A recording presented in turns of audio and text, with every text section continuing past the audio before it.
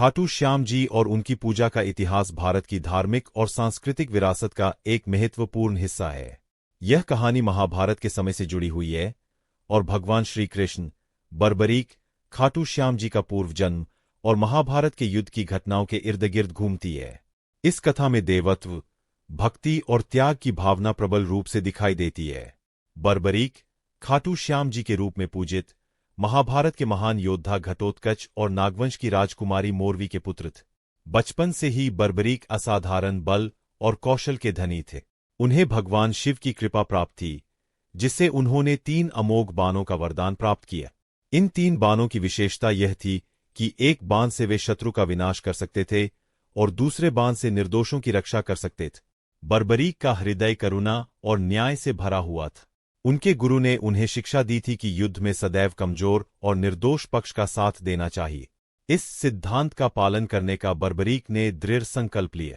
महाभारत का युद्ध धर्म और अधर्म के बीच एक निर्णायक संग्राम था। पांडवों और कौरवों के बीच यह युद्ध कुरुक्षेत्र में लड़ा गए। जब बर्बरीक को इस युद्ध की सूचना मिली, तो उन्होंने इसे देखने और इसमें भाग लेने का निश्चय किया।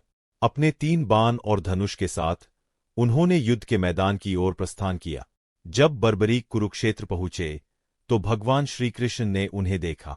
श्रीकृष्ण को बर्बरीक की शक्ति और वरदान का पता था। उन्होंने बर्बरीक से पूछा, तुम इस युद्ध में किसका पक्ष लोगे? बर्बरीक ने उत्तर दिया, मैं सदैव कमजोर पक्ष का साथ दूंगा। श्रीकृष्ण ने समझाया कि युद्ध के दौरान कमजोर और शक्तिशाली पक्ष बार बार बदलेंगे, और यदि बर्बरीक ने कमजोर पक्ष का साथ दिया, तो अंततः सभी नष्ट हो जाएंगे। श्रीकृष्ण ने बर्बरीक से उनकी शक्ति का प्रदर्शन करने को कहा।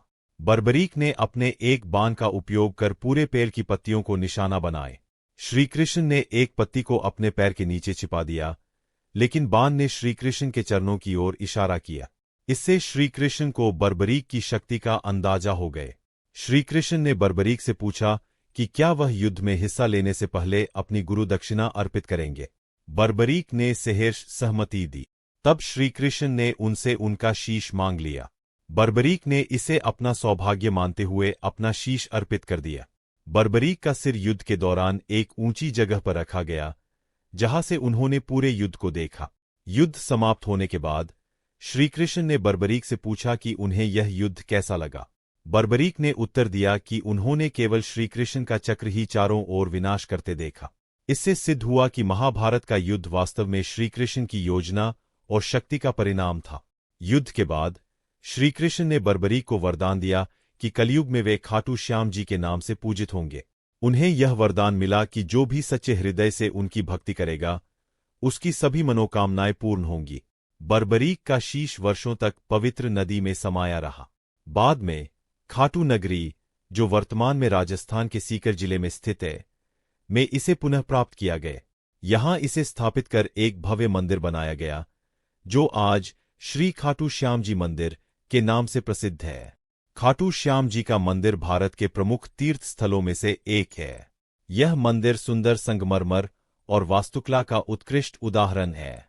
मंदिर का मुख्य द्वार भव्य और आकर्षक है, और भीतर श्याम बाबा की प्रतिमा अत्यंत मनोहर है। भक्तगण यहां श्याम बाबा को फूल, चूरमा और नारियल अर्पित करते हैं। यहां हर वर्ष फाल्गुन मेला आयोजित होता है, जो बाबा श्याम के भक्तों का सबसे बड़ा उत्सव है। इस मेले में लाखों श्रद्धालु देश विदेश से खाटू श्याम जी के दर्शन करने आते हैं। भक्तजन नाचते गाते हुए बाबा श्याम के जयकारे लगाते हैं और अपनी मनोकामनाओं की पूर्ति की प्रार्थना करते हैं। खाटू श्याम जी की भक्ति में जाति, धर्म और वर्ग का कोई भेदभाव नहीं है। उन्हें हारे का सहारा और कलयुग के भगवान के रूप में जाना जाता है। भक्तजन विश्वास करते हैं कि बाबा श्याम उनके दुखों को हर लेते हैं और जीवन में आनंद व समृद्धि लाते हैं। आज भी खाटू श्याम जी की कथा उनके त्याग और भक्ति का संदेश हमें प्रेरित करता है।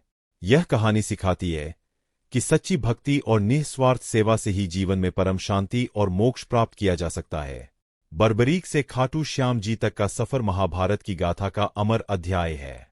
यह हमें त्याग, सेवा और भक्ति का महत्व सिखाता है। खाटू श्याम जी की पूजा न केवल आस्था का प्रतीक है, बल्कि यह जीवन के उन आदर्शों को भी प्रकट करती है जिन पर मानवता का अस्तित्व टिका हुआ है। यह कथा आज भी करोड़ों भक्तों के लिए प्रेरणा का स्रोत बनी हुई है और खाटू श्याम जी का मंदिर इस दिव्यता का सजीव प्रमाण है।